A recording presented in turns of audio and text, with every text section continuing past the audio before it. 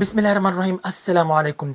जैसा कि आप जानते हैं कि रिजल्ट्स कुछ बोर्ड्स के आ चुके हैं। उनमें से कुछ स्टूडेंट्स से मेरी बात हुई जिनके रिजल्ट बहुत ख़राब आए हैं, बहुत परेशान थे, खुदकुशी तक की बात करने लगे थे। ये कर लेंगे, ये हो गया, वो हो गया, हमारे लोग क्या सोचेंगे, रिश्तेदार क्या सोचेंगे, घर वाले क्या सोचेंगे, ज़िंदगी बर्बाद हो गई, क्या क्या बोलते रहे। एक बात याद रखिए भाई, कुछ नहीं होता, कुछ भी नहीं होता।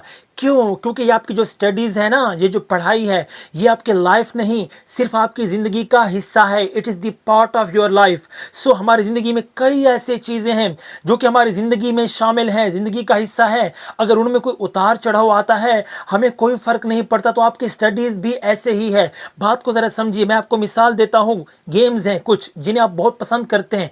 क्रिकेट की मिसाल दे देते हैं। देखिए, आप जब क्रिकेट खेलते हैं अपने दोस्तों के साथ, जब आप हार जाते हैं, उसके बाद आप तहिया कर लेते हैं कि भाई मैं तुझसे जीत के ही रहूंगा। फिर उसके बाद चाहे आप 10 बार हार जाएं, जितनी बार आप हारते जाएंगे आपके अंदर का जज्बा, जोश बढ़ता चला जाता है। बेटा, मैं तो तेरे बाप से भी जीत के रहूंगा। और जब तक आप जीतते नहीं हैं, तब तक आप उसकी जान नहीं छोड़ते। क्यों? क्योंकि आपके अंदर एक जोश है, इंटरेस्ट है, आप बार बार ट्राई करते हैं और निकल जाते हैं। सेम यही फॉर्मूला आपके स्टडीज में अप्लाई होता है, क्योंकि अलग सी चीज नहीं है।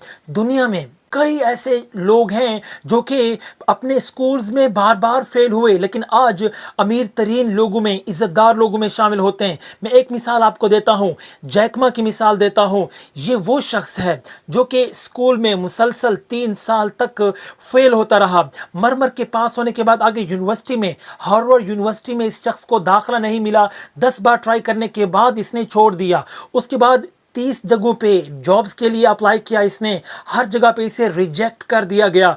फिर उसके बाद KFC के लिए 24 सीटें आई थीं, जिनमें से 23 की सिलेक्शन हुई, एक की सिलेक्शन नहीं हुई थी। वो यही शख्स जैकमा था। उसके बाद पुलिस में इसने अप्लाई किया, जहां पे 23 लोगों को सेलेक्ट किया गया, 24वां बंदा वहां भी रह गया और ये जैकमा था।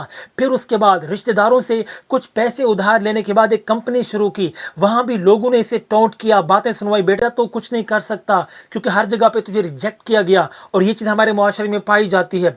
उसे टोंट किया, उसने कंपनी शुरू की, बार बार फेल हुई, लेकिन कोशिश करने के बाद आज वो कंपनी दुनिया की बेहतरीन कंपनीज में से एक है और ये शख्स दुनिया के अमीर तरीन लोगों में से एक है। कंपनी का नाम आपने सुना होगा, alibaba.com। ये वो कंपनी है जिसे तकरीबन दुनिया में हर बंदा जानता है। दुनिया के हर मुल्क में इस कंपनी से प्रोडक्ट जाती है और ये दुनिया के अमीर तरीन लोगों में से है।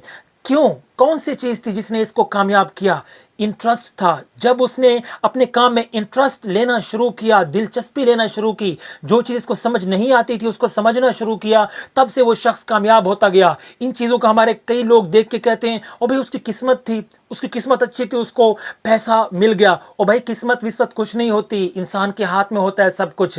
जब जब आप इंटरेस्ट लेंगे या जब तक आप अपनी स्टडीज़ में इंटरेस्ट नहीं लेंगे, तब तक आप कभी भी कामयाब नहीं हो सकते। मिसाल के तौर पे, इंग्लिश आपको नहीं आती, केमिस्ट्री नहीं आती या फिजिक्स नहीं आती, जो चीज़ आपको नहीं आती उसके पीछे पड़ जाएं। देखिए हाँ भाई, कौन सी चीज़ है जो मुझे समझ नहीं आ रही, खुद समझ नहीं आ रहा, दोस्तों से पूछें, टीचरों से, एक बार नहीं बार बार पूछें, उसको समझने की कोशिश करें।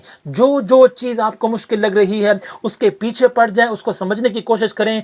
आप थोड़ा थोड़ा आगे बढ़ते जाएंगे। एक वक्त आएगा आप ये सोचेंगे कि यार वाकई यार पिछले साल तो मेरे इतने मार्क्स थे, अब इस सब्जेक्ट में इतने मार्क्स हो चुके हैं, ये बाद में आपको पता चलेगा। सो मैं सिर्फ आपको ये समझा रहा हूं कि इसे इतनी टेंशन में ना लें। ठीक है, आपको मेहनत करनी है, लेकिन इसे सर पे उठा के बोझ न समझे, बर्डन न समझे। ये जिंदगी का एक पार्ट है, ये स्टडीज। इसे आराम आराम से, इंटरेस्ट के साथ, दिलचस्पी के साथ, जल्दबाजी नहीं करनी। जितनी तैयारी आपसे होती है आप करें। अगर आपको होमवर्क चाहे जितना मिलता है, लेकिन जितना टाइम आपके पास है, अगर वो आपने सारा टाइम लगा दिया उसके ऊपर, चाहे उसमें आपको 60% या 50% ही तैयारी की क्यों नहीं हुई, नो प्रॉब्लम।